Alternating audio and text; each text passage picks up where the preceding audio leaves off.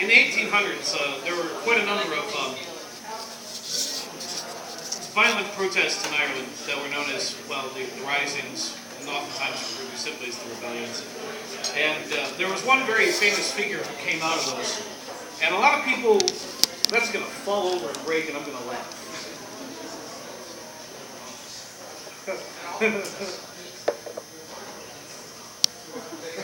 We can edit that part out.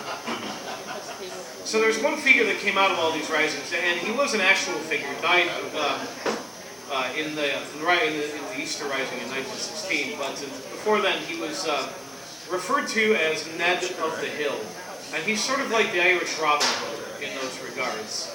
He fought against the oppression of the British and the aristocracy that was growing in Ireland in order to help the poor and the struggling throughout the fields and the communities. And they call him Ned of the Hills because, well, that's where he hid.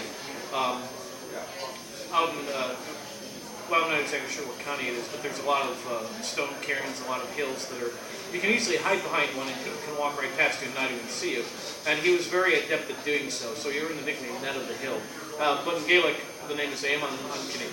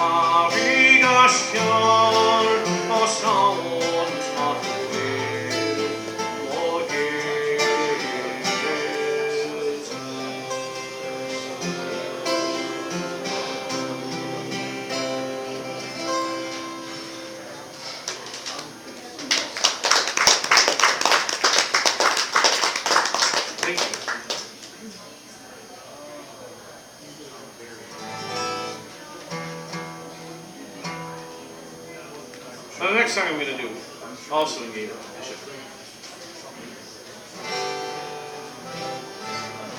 This song has been done by almost every famous Irish musician group. Except I don't know if U2's done it, but it's been done by, obviously people like the Wolf Tones and the Dubliners and the Chieftains and the Clancy Brothers and Mary Black, and it's even been done by people like Peter Spillane, the Saw Doctors, and Sinead O'Connor did a version of it. So there's quite a number of people out there who've done the song. And it's one of those great Irish songs where it's not about necessarily rebellion, but it still gives a kick in the pants to those people to whom they've broken their chains from. In kind of translation, I'm not exactly sure of the exact translation, but it talks about welcome home, you soldier.